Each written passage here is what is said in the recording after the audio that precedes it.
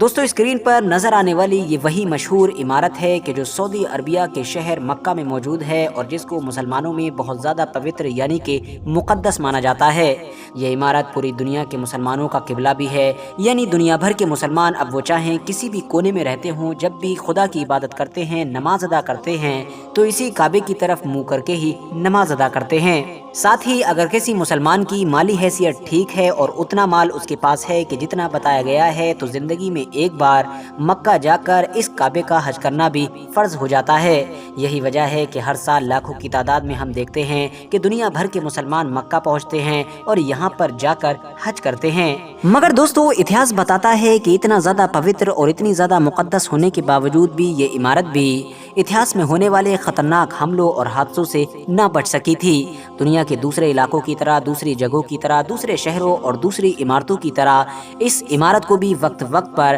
ہماری دنیا کے خطرناک حملوں اور خطرناک حادثوں اور بڑی بڑی مشکلوں کا سامنا کرنا پڑا تھا، جس کی وجہ سے کئی بار تو کچھ دنوں کے لیے، کچھ مہینوں کے لیے، بلکہ کچھ سالوں کے لیے بھی حج کو روکنا پڑا تھا۔ فی الحال اسلام کے مطابق ظاہری طور پر ہماری اس دنیا میں سب سے پہلے حضرت آدم علیہ السلام کے، جو ہماری دنیا کے پہلے انسان بھی تھے، انہوں نے ہی اس عمارت کو تیار کیا تھا۔ مگر پھر نوح علیہ السلام کے دور میں جو خطرناک طوفان آیا تھا، اس کی وجہ سے یہ عمارت بھی ختم ہو گئی تھی اور صرف مٹی اور ریت کے ٹیلے میں بدل گئی تھی۔ حالانکہ لوگوں نے پھر بھی یہاں پر آنا نہیں چھوڑا تھا اور مظلوم اور بیمار لوگ نہ صرف یہاں پر آیا کرتے تھے بلکہ اس ٹیلے کے پاس کھڑے ہو کر بھی اپنے اپنے لیے دعائیں مانگا کرتے تھے۔ یہ معاملہ حضرت ابراہیم علیہ السلام کے دور تک چلتا رہا تھا اور پھر پیغمبر حضرت ابراہیم علیہ السلام نے ہی اپنے بیٹے کے ساتھ مل کر اس عمارت کو دوبارہ تیار کیا تھا۔ بات کر لیں اب اگر آخری پیغمبر یعنی کہ حضرت محمد صلی اللہ تعالی علیہ وسلم کے دور کی بات کی، تو آپ کو بتاتا چلوں کہ یزید ہی وہ پہلا حکمران، وہ پہلا انسان تھا کہ جس کے دور میں پہلی بار اس کعبے کے اوپر حملہ کیا گیا تھا۔ اتہاسکار بتاتے ہیں کہ یزید کی طرف سے بھیجے گئے ایک جرنیل کہ جس کا نام حسین بن نمیر ہوا کرتا تھا، اس نے سب سے پہلے تو کعبے کے آس پاس میں موجود پہاڑوں پر منجنیقیں لگائیں اور پھر ان کو چلانا شروع کر دیا۔ یاد رہے کہ منجنیقیں اس دور میں آج کے دور کی توپوں کی طرح ہی ہوا کرتی تھیں، جن سے پتھر یا پھر اس طرح کی دوسری خطرناک چیزیں پھینکی جاتی تھیں۔ یہ حملہ اتنا زیادہ خطرناک تھا کہ جس سے نہ صرف کعبے کی چھت اور اس کے پردے جل گئے تھے بلکہ اگلے کئی دنوں تک کعبے کا طواف بھی رکا رہا تھا۔ یہ حملہ ابھی جاری ہی تھا کہ بنو امیہ کی راجدھانی سے یزید کی موت کی خبر آ گئی تھی۔ یزید کی موت کی خبر نے اب بنو امیہ کی اس فوج کو پیچھے ہٹنے پر مجبور کر دیا تھا۔ مکہ میں جیسے ہی حالات نارمل ہو گئے تھے تو حضرت عبداللہ ابن زبیر نے ایک بار پھر سے کعبے کی تعمیر کروائی تھی۔ حیرانی کی بات تو یہ ہے کہ اس کعبے کے اوپر دوسرا حملہ بھی سلطنت بنو امیہ کے ہی دور میں ہوا تھا۔ اس بار نہ صرف یہ ایک خطرناک حملہ ہی تھا بلکہ ساری حدوں کو پار کر دیا گیا اور جو حرم کی حدود ہیں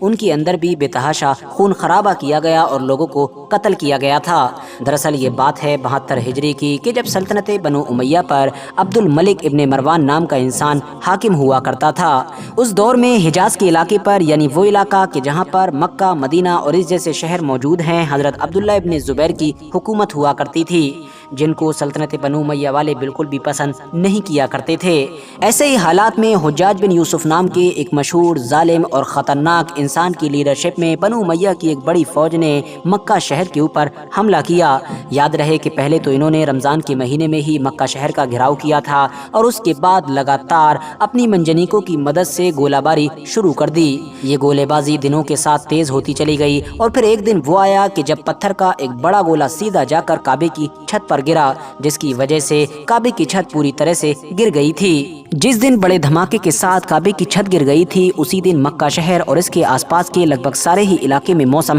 بدل گیا تھا۔ آسمان پر بجلیاں کڑکنے لگی تھیں اور اگلے 3 دنوں تک مکہ اور اس کے آس پاس کے لگ بھگ سارے ہی علاقے میں اندھیرا چھایا رہا تھا۔ ایسے حالات دیکھ کر حجاج بن یوسف کے جو سپاہی تھے وہ ڈر گئے تھے اور انہوں نے اب پتھر برسانا بھی بند کر دیے تھے۔ مگر اپنے سپاہیوں کو ایسا کرتا دیکھ حجاج بن یوسف غصے سے پاگل ہو گیا تھا اور اس نے نہ صرف اپنے سپاہیوں کو ڈانٹا بلکہ خود ہی یعنی اپنے ہاتھوں سے اب پتھر اٹھا کر منجنیقیں چلانا شروع کر دی تھیں۔ ऐतिहासिक किताबों से पता चलता है कि मक्का पर कब्जा करने के बाद हुज्जाज बिन यूसुफ ने न सिर्फ हज़रत अब्दुल्ला इब्न ज़ुबैर के सर को कलम किया था, बल्कि उनके सर को काट कर काबे के परनाले पर भी लटका दिया था और अगले कुछ वक्त तक उनका ये सर काबे के परनाले पर ही लटका रहा था। और रही उनकी लाश तो वो भी मक्का शहर के अंदर सूली पर अगले 3 दिनों तक लटकी रही थी और आने जाने वाले लोग उसको देखते रहे थे। हज्जाज बिन यूसुफ के इस खतरनाक हमले की वजह से न सिर्फ काबे की दीवारें चटक कर गिर गई थीं, बल्कि साथ ही हजर अस्वद यानी कि वो मशहूर पत्थर कि जिसको हाजी लोग चूमते हैं वो भी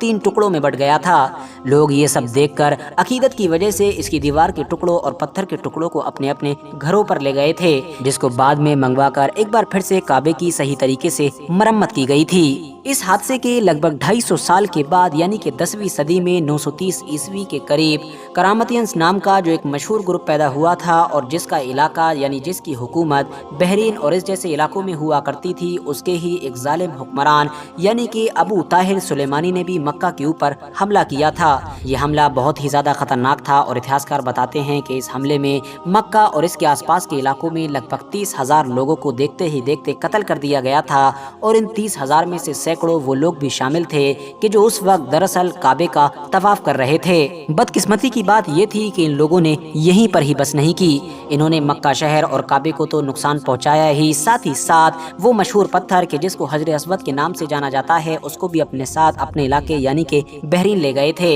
हिस्टोरिकल एविडेंसेस से पता चलता है कि इस हादसे के बाद अगले कई सालों तक न सिर्फ हज रुका रहा था यानी कि हज ही नहीं हुआ था, बल्कि साथ ही साथ जब शुरू भी हुआ था तो एक लंबे वक्त तक बगैर हजर अस्वद के ही ये हज अदा किया जाता था, क्योंकि वो काला पत्थर मौजूद ही नहीं था। ये दरअसल वो दौर था कि जब मुस्लिम दुनिया में एक तरफ तो अब्बासीद कैलिफेट यानी कि सल्तनत बनु अब्बास बुरी तरह से कमजोर हो रही थी, तो वहीं दूसरी तरफ मिस्र के इलाके में फातिमी सल्तनत का उदय हो रहा था। मुस्लिम दुनिया में मौजूद सभी छोटी छोटी सल्तनतें आपस में ही लड़कर इतनी ज्यादा कमजोर और बेबस हो चुकी थीं कि वो अपने ही सबसे पवित्र यानी कि मुकद्दस शहर मक्का की हिफाजत नहीं कर पाए थे। दोस्तों, इन सारे हादसों की कहानी तो बहुत ज्यादा पुरानी हो चुकी है, मगर आपको जानकर हैरानी होगी कि काबे को एक बड़े और खतरनाक हादसे का सामना अभी बिल्कुल 50 साल पहले भी करना पड़ा था। यह हादसा इतना ज्यादा खतरनाक था कि जिसकी वजह से न सिर्फ अगले 14 दिनों तक काबे का तवाफ रुक गया था, बल्कि काबे में अजान और नमाज जैसी चीजों की आवाजें भी सुनाई नहीं दे रही थीं। ये बात है 20 नवंबर सन 1979 के दिन की कि जब काबे की मस्जिद के अंदर लगभग 1 लाख के करीब लोग मौजूद थे।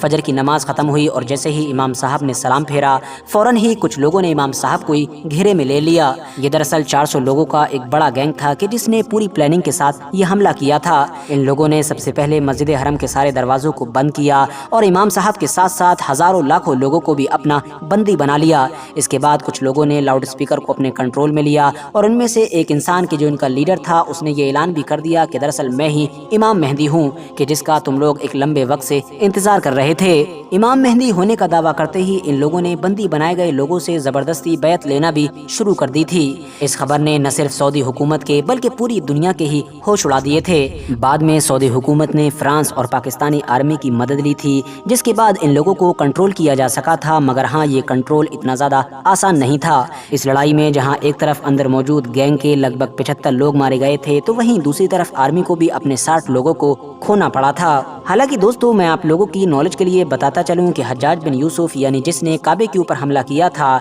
इसके अलावा करामतियंस के जिन्होंने न सिर्फ काबे के ऊपर हमला किया था बल्कि हजर अस्वद को भी अपने साथ ले गए थे, और इसके अलावा 1979 वाला ये जो हादसा था, इन तीनों ही टॉपिक्स पर ऑलरेडी मैं बहुत पहले ही अलग अलग और डिटेल के साथ वीडियो बना चुका हूँ, जिन तीनों ही वीडियोस का लिंक मैं आप लोगों के लिए डिस्क्रिप्शन में डाल दूंगा, जहाँ से आप लोग आसानी के साथ इन तीनों ही टॉपिक्स को डिटेल में जान सकते हैं। फिलहाल आज की अपनी वीडियो को हम यहीं पर खत्म करते हैं। वीडियो पसंद आने पर न सिर्फ वीडियो को लाइक करें बल्कि अपने फ्रेंड्स के साथ भी जरूर शेयर करें, और इसी तरह की नॉलेजेबल और हिस्टोरिकल वीडियोस हमेशा दिखने के लिए हमारे इस चैनल को सब्सक्राइब करने के साथ साथ बेल आइकन को भी जरूर प्रेस करें।